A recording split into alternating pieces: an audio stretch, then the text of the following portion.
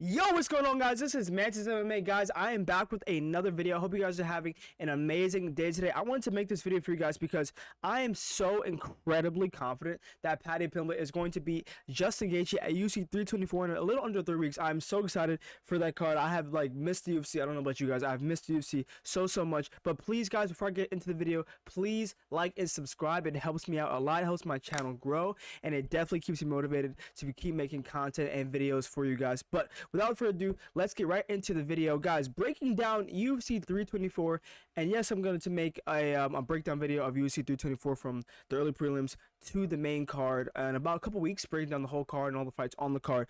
But briefly breaking down this specific fight, the main event title fight that we're all looking forward to, I do have Paddy Pimblett beating Justin Gaethje by second round, maybe third round submission. I think Paddy Pimblett is an absolute wizard on the ground, and Justin Gaethje does give up his back. We saw him lose to a guy like Charles Oliveira. We saw him lose to a guy like Khabib Nurmagomedov through rear naked choke, and I think Paddy Pimblett is going to find that rear naked choke late second, maybe early third round, just his overwhelming pressure. And I also think he's going to go into this fight a little bit bigger than Justin Gaethje, and I think his striking might surprise Justin Gaethje a little bit. But I'm going to break down the keys to victory for Paddy Pimblett later in the video. But in my opinion, we need to break down some of Paddy Pimblett's notable wins. Sorry, my phone is going off. You know, I'm trying to log in.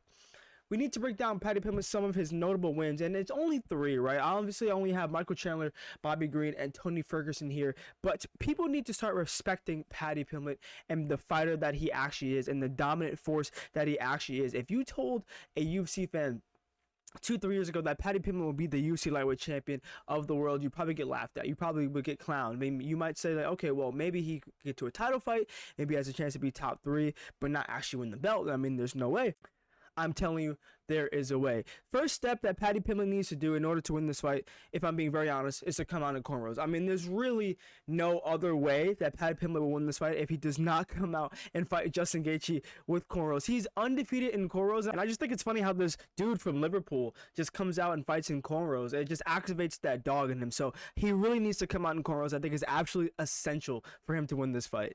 It's just Paddy Pimblett is such a dominant force when he has cornrows, and I feel like he's really hard to beat when he has cornrows. It's just like it unlocks a level of dog in him for some reason. But I want to break down his keys to victory in this fight against Justin Gaethje. And in my opinion, he needs to be physical, right? He's a big dude. He's a big lightweight, a guy that we can even see possibly move up to welterweight in the future. But he needs to be physical against a guy like Justin Gaethje, because Justin Gaethje is also a very physically imposing, very athletic fighter. Paddy Pimblett can walk through shots, right? If he can impose his will and walk forward, maybe eat a shot, and use that grappling, use that clinch against Justin Gaethje, he can find some success very early and then maybe make Justin Gaethje a little bit hesitant, overswing, and he can land a takedown, which leads me to my next point. He needs to grapple.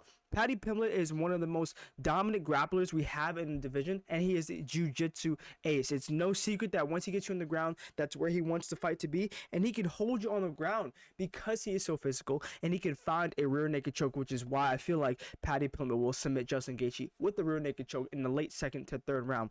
My third point is he needs to check a fucking leg kick, period. He needs to check a leg kick. Justin Gaethje, as we all know, has some of the most explosive and most dangerous leg kicks the sport has ever seen. Top 2 leg kick, in my opinion, behind Pereira, in my opinion. But he needs to check a leg kick. If that lead leg gets battered early from Paddy Pimblett, we can see him switch stances, which obviously is not going to play into his favor against a dangerous striker like Justin Gaethje. If he can check leg kicks early on, he can land some success on the feet. However, that leads me to my next point. He does not need to strike. If you are Paddy Pimblett, do not strike. Use your striking to set up the grappling. I'm not saying go in there and shoot a boring double leg or a boring single leg or hold him against the fence for the whole fight to win the fight.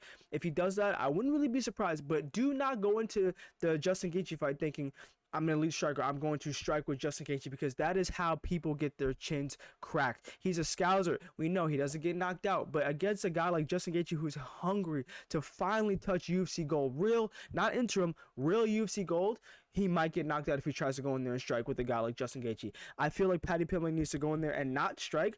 abandon that and just use his grappling and his physical strength and go in there and find a submission, and once he gets the fight to the ground. And in my opinion, if Paddy Pimblett becomes the UFC champion, it really would just be an incredible story. I mean, we saw this guy come up through the ranks, get laughed at for having a bowl cut, saying this obnoxious, loud, stupid things, fighting with Ilya, which leads into my next point.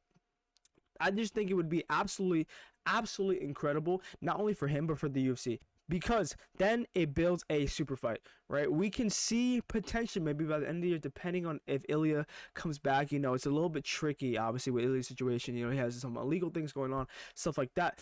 But if he comes back to his end of the year and Paddy Pimblett is the champion, this is a super fight. I do not care what anyone says. And not only a super fight with backstory. We see the best fights not only just be two mega stars fighting each other, but two stars fighting each other that have history, that have backstory, that do not like each other. It builds up the fight. And I feel like the Paramount Plus era is going to build up this fight to just make it absolutely amazing. But guys, I wanted to make this video very quickly. I know it's very short and very brief, but guys, please like and subscribe. I appreciate you guys so much, and I will see you guys probably, I want to say either tomorrow or Friday. But guys, please like and subscribe. I hope you guys have an amazing night. I will see you guys soon.